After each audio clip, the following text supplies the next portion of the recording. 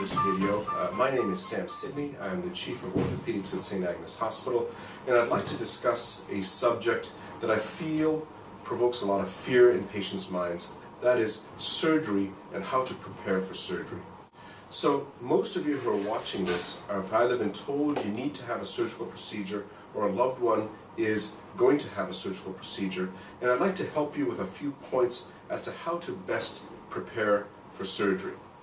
First of all, a lot of times when your doctor tells you you need to have surgery, I suspect your mind just goes blank. All you know is your doctor told you you need surgery. All these other details seem to fly by in one ear and out the other.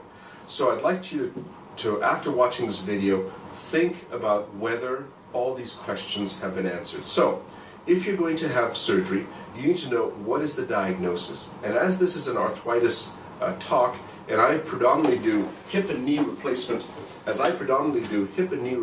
surgery, we're going to talk about getting prepared for joint replacement surgery. So, you need to know what is your diagnosis, what caused the diagnosis, are there alternatives to treatment, have I exhausted all means before going to go through surgical intervention, whether it be a joint replacement of your hip or of your knee.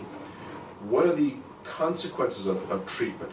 By that I mean, what will I be able to do after surgery? How long is my recovery going to take? What are the risks involved with this type of procedure?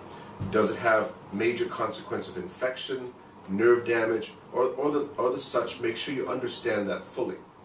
In terms of being prepared for joint replacements, a lot of times we recommend, if it's available to you, to attend a preoperative class. We at St. Agnes Hospital have a class that's about an hour and a half long, and we recommend that you go with someone who's going to act as your coach, someone who's going to help you during the recovery, a second pair of ears, so to speak, so they can listen to what is being discussed during this class, so you'll know what to expect during the pre-admission process, what your stay in the hospital is going to be like, what to expect with physical therapy. I believe that a lot of times patients who know what's going to happen are much less fearful. Also, I think with joint replacement surgery of the lower extremity, knowing what anesthesia choices there are that exist. A couple of the main ones are either doing it with a general anesthesia or a regional anesthesia that's usually a spinal anesthesia or an epidural anesthetic, and discuss the pros and cons of that.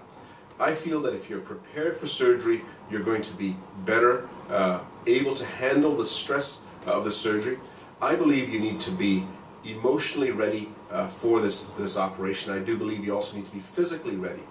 I recommend to a lot of patients that you do a lot of physical preparation before the surgery, doing a lot of exercises, either strengthening your upper or lower bodies, trying to make sure you're in the best physical shape you can make yourself into before surgery, and then choose your surgeon wisely.